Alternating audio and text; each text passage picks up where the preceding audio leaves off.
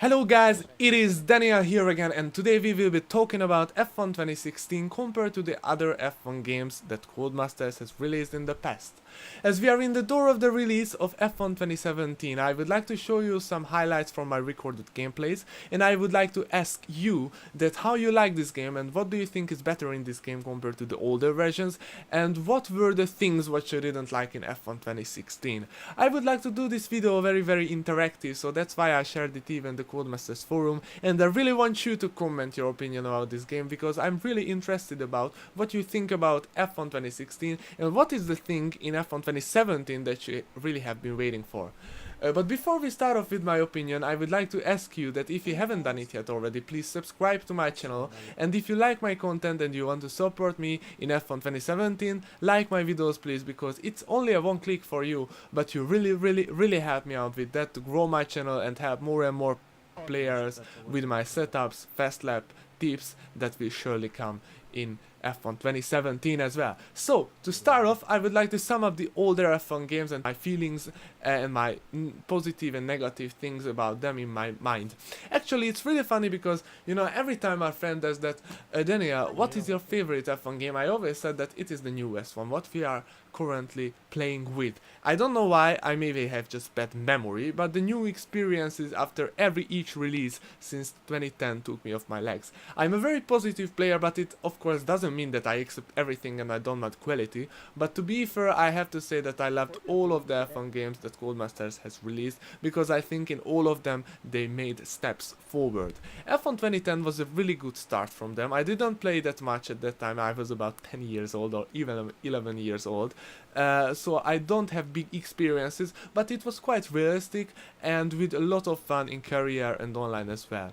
F1 2011 made a massive improvement in the graphics, but unfortunately it was really unrealistic in its physics and in its handling model, because we went about 10 seconds faster in every track than the real pilots went in the real life. But at the same time, I was only 12 years old at that time, so I didn't mind it at all. I just wanted to have fun with my friends, and it was a pretty good game to learn how to drive in an F1 game.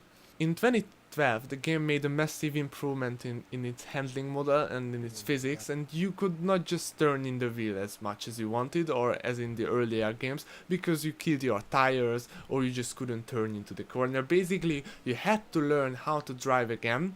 It was much slower and much more realistic.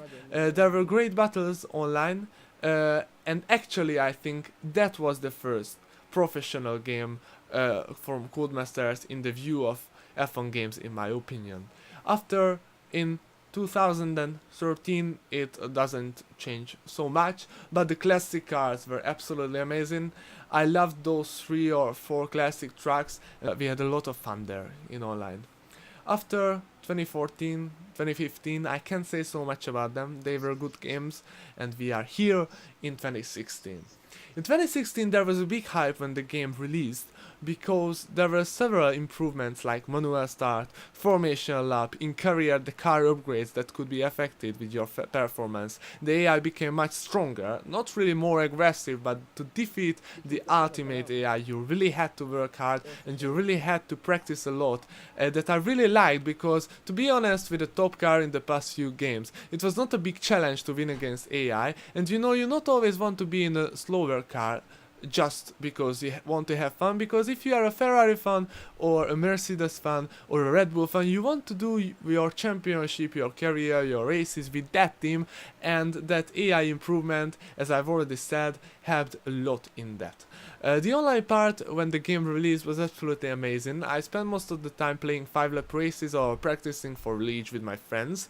It was not laggy for me. Most of the time I played with European guys, so I really stayed in the hype of the game. The handling model for me was absolutely perfect. It is the game where I became the most competitive in my opinion, because I set several world records in time trial. Nearly the half of the maps or tracks I'm in the top 5 or 3 player, and I absolutely love those handling, and I hope it stays in F1 2017 as well. And the tire wear was really good as well. It was more detailed, and you really had to pay attention for your driving style to keep your tires in the right shape, and I really loved that. But the contact physics, and unfortunately it's a really big but, changed in the bad direction in my opinion. Because I'm pretty sure that if you played online, with you it has happened a lot that you just slightly hit a car in front of you with your front wing and you just spun and couldn't do anything against it. And I know the basic idea behind it is pretty simple and logical. Codemasters just didn't want that noobs make your races wrong because they crash into you from behind. So they did that always the car behind in a collision sucks more. And sorry I couldn't tell it in another way, I'm not perfect in English. But in League Racing it was pretty annoying because I know it could be a great physics if it works in crashes with when the speed difference is very high, but sometimes it was only just a few kilometers per hour and you lost a huge amount of time by nothing really. Sometimes you even didn't damage your front wing, but you just kept spinning around because you hit your teammate just by a little. And as I have seen in F1 2017 pre-release videos, this physics has changed and improved a lot. Temet Marduk Arva has said that as well, that now again you can do more wheel-to-wheel battles. That is absolutely fantastic, and you don't have to be afraid of spinning every time that you have a 1 km per hour difference between two cars.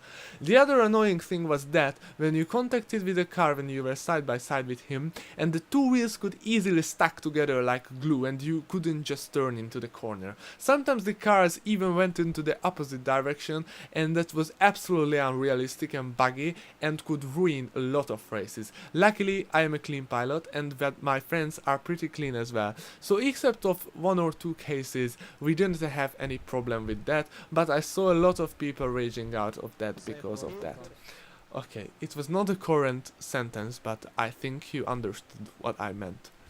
To go on, the multiplayer after the game released, as I have already said, it was absolutely good in PC, and I think I use the word absolutely a little bit more than I should, but sometimes servers just crashed out, but in my area it was very rare, so we didn't get annoyed with that, and I usually was the host, so I didn't have any problem with my connection with my computer, so until a patch that came after half year we had a fantastic online experience.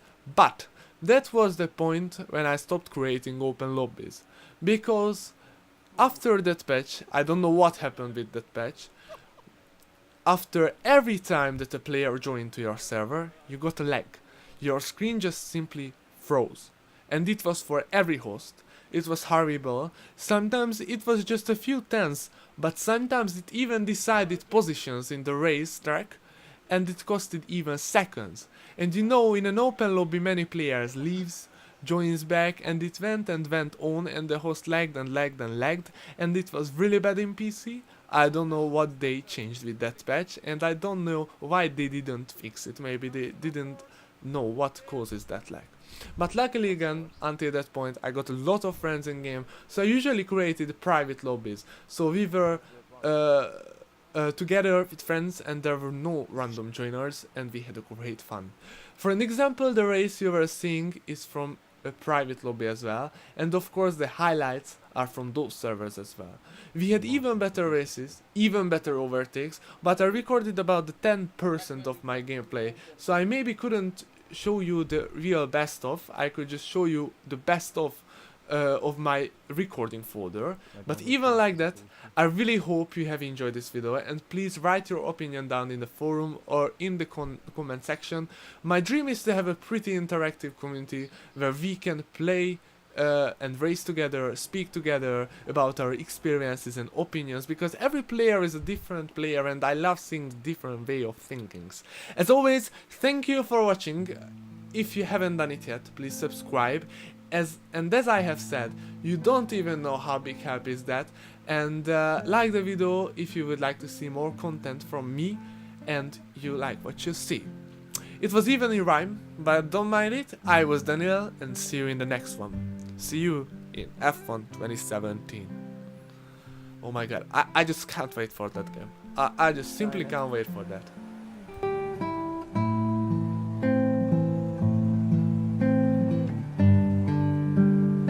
Úristen, mi van itt?